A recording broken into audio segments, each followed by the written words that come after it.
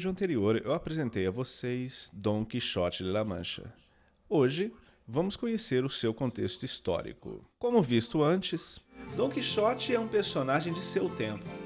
Como podemos então compreender as representações por trás da figura emblemática de Dom Quixote? Onde ele foi criado, por quê, o que ele representa historicamente? Para compreendermos esta figura icônica, é necessário mergulhar no que está dentro de sua narrativa, mas não está escrito. Ou seja, entender o que o seu autor disse através do que não foi dito. Parece confuso, eu sei, mas não se preocupem, eu vou explicar.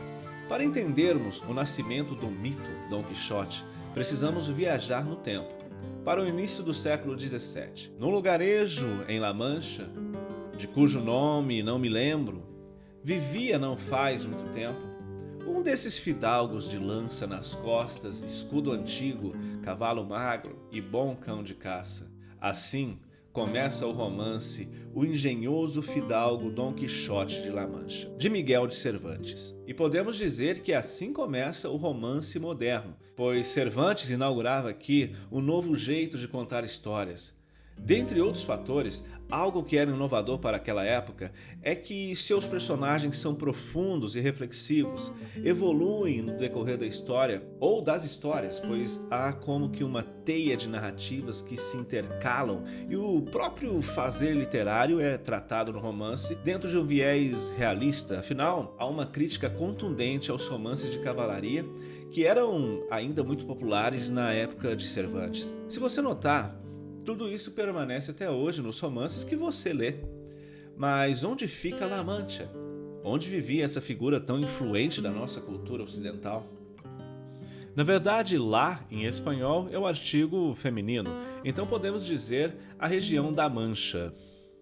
Fica na região central da Espanha, país que todos conhecem hoje pelos clubes milionários de futebol, ou pelaquela série com um monte de gente vestida de macacão vermelho que resolve assaltar um banco, usando máscaras do Salvador Dalí. O Salvador Dalí, que aliás é um pintor espanhol muito famoso. A Espanha também é a terra da Rosalía. Outra coisa interessante e que talvez você não saiba é que a Espanha tem rei.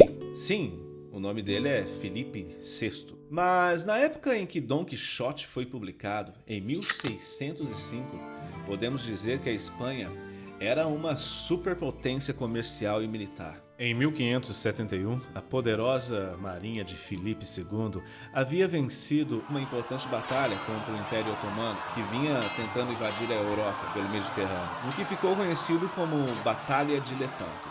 O próprio Miguel de Cervantes serviu a coroa espanhola nessa batalha, e foi aí que ele se feriu gravemente, e como sequela, perdeu os movimentos de sua mão esquerda. Depois disso, ele passou por vários perrengues. Foi capturado por piratas e ficou vários anos cativo. Depois foi resgatado e, ao voltar à Espanha, enfrentou problemas financeiros e problemas com a justiça. É provável que ele começou a escrever Dom Quixote atrás das grades. Devemos lembrar que no século XVI, a Espanha já havia conquistado a América e vinha arrecadando o máximo de metais preciosos que podia extrair dessas terras. Com isso, logo conquistaram o domínio das rotas comerciais marítimas. Em 1580, com a morte de Dom Sebastião, rei de Portugal, sem deixar herdeiros, Felipe II, rei da Espanha, reivindica seu direito ao trono português, pois alegou ter parentesco com Dom Sebastião. Era um parentesco distante, mas acabou colando. Portugal e seus territórios, inclusive o Brasil, são anexados ao já vasto Império Espanhol. A Espanha passa a ser, portanto, um império de dimensão global. Toda a grandeza da Espanha, no entanto, aumentava as tensões políticas no núcleo do governo. Escritores do período apontavam vários problemas com a estrutura política da monarquia, dentre eles a perda do equilíbrio fiscal, pois havia um gasto brutal para manter um império enorme sem um retorno que valesse a empreitada, pois para financiar suas guerras o rei recorria aos impostos pagos à coroa e para manter o apoio ao governo o rei distribuía títulos de nobreza para fortalecer-se politicamente. Isso até certo ponto mascarava a realidade de uma monarquia falida. Essa dicotomia gerou tensões sociais que Cervantes presenciou de perto. Dom Quixote é fruto desse momento histórico, desse momento de desilusão nacional. Enfim, apesar de notarmos a clara crítica de Cervantes ao fenômeno literário dos livros de cavalaria do seu tempo, seu livro possui uma crítica muito mais profunda.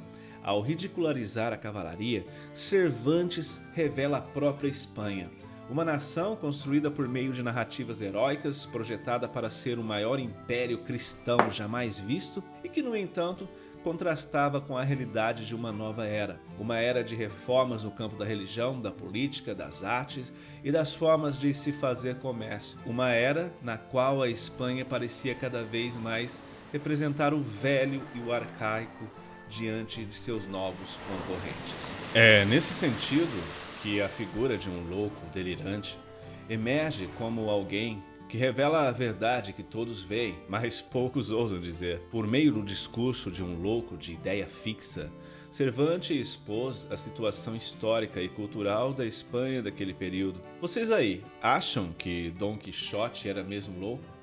Ou pensam que era só um cara que via algo que os outros não viam? Claro, temos que evitar o anacronismo, né? Será que o louco daquela época é o mesmo louco que vemos hoje? Para saber um pouco mais sobre isso, vocês terão que assistir o próximo vídeo.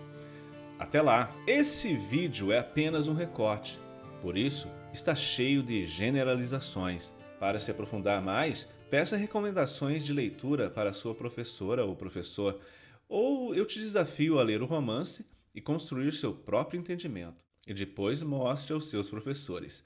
Hasta la vista!